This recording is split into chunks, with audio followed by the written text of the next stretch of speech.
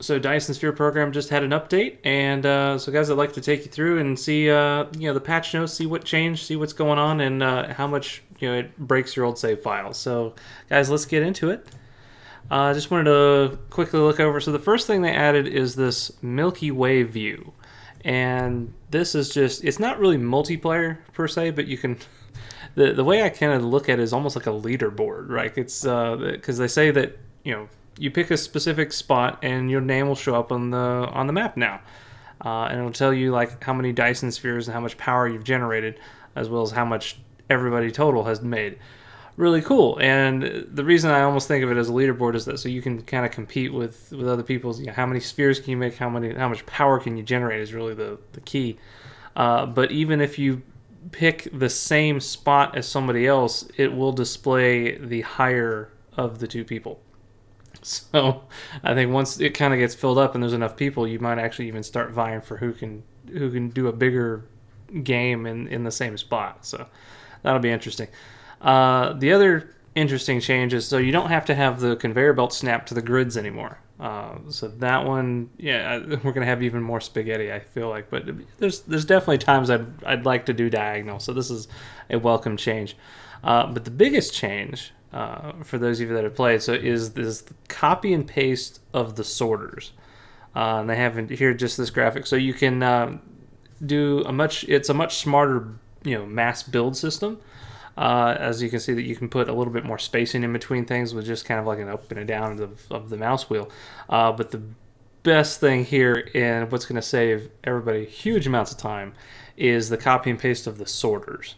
Because that was probably the one tedious thing, playing the game. I love Dyson Sphere program, but the one kind of tedious thing was when you build all these new factories or you build all these new smelters or whatever, you had to go through and you still manually place each individual sorter. And if you had a setup where you have filters on the sorter, so it only does very specific goods in and out, you had to go in and manually adjust each of the filters. Also, this will copy all of that over the sorter placements, the sorter filters.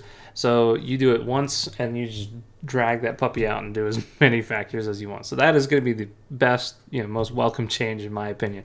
And so you're going to be able to scale a lot quicker in that regard, since you don't have to worry about manually dragging the sorters. Okay. Some other kind of small things. So they have advanced smelters now. And additional recipes as a result. Now, they don't say here in the patch notes, but they do make some kind of reference in some other work that they've done, that there might be changes to some of the recipes as far as like the ratios of how much you need of what. So they have some of that down below, but I'm worried that it's not a complete list, so we're gonna have to look at that more in detail maybe in game to make sure that, so for your old save files, how much of that is broken. So we'll see. But increase the speed of warp, awesome. New music, new planets. Now here's the cool thing. So if you start up a new game, you have access to all these new planets, right? Because they did say this in a separate FAQ, that if you can load up your old save file, it still works. There might be some of the recipe adjustments on some of your factories that might need tweaking if you're trying to be like 100%, or if there's not enough material getting somewhere. But you will not have any of the new planets. All those are generated, like with the seed when you first start it up. So you will not have those new planets. So me and I'm sure several other people, we're going to start a new game so that we can try out all the new planets and see all the new stuff. So that'll be cool. But yeah, so if you have an old save file, it's not gone, it's not deleted, but they do recommend to start a new save file for each major update, and that way you'll also be able to see the new planets, the new content as a result. Other kind of changes is that now you can actually color foundations, so I'm sure we'll have some fun with that. And then let me come down here. So changes. So this is where the recipes. So balance. So they adjusted a lot with power, I noticed, and because things like ray receivers didn't seem like they were generating enough power from a Dyson Sphere, so that's been increased.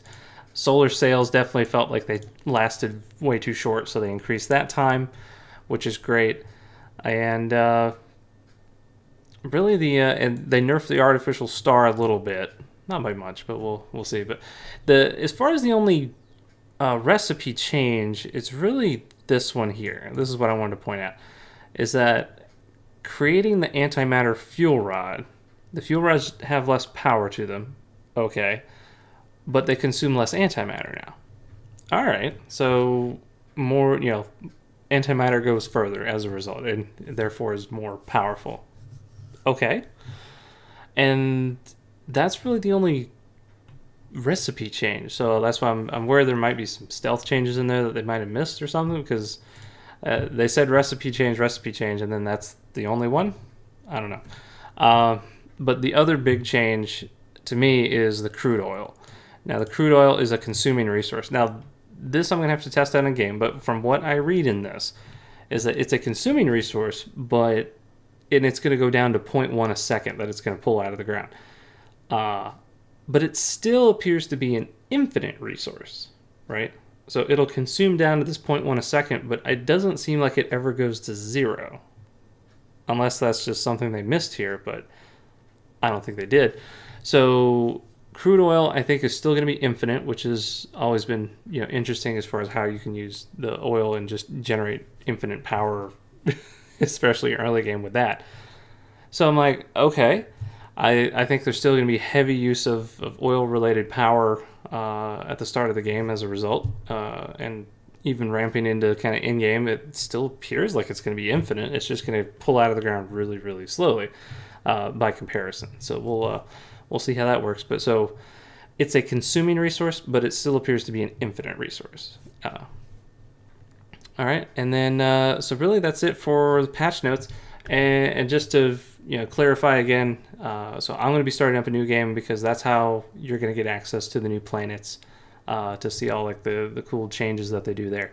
But you can still use your old save file if you have one, and it'll still work. It's just you won't have access to that new planet, new content there, because that is only if you start a new game. So guys, hope you enjoyed, and so we're gonna definitely do some more Dyson Sphere, and if you haven't bought it before, this is a good time to get it now. It is actually 10% off Steam right now. This is for Memorial Day weekend for 2021. So guys, hope that's been helpful, and we'll see you in the verse.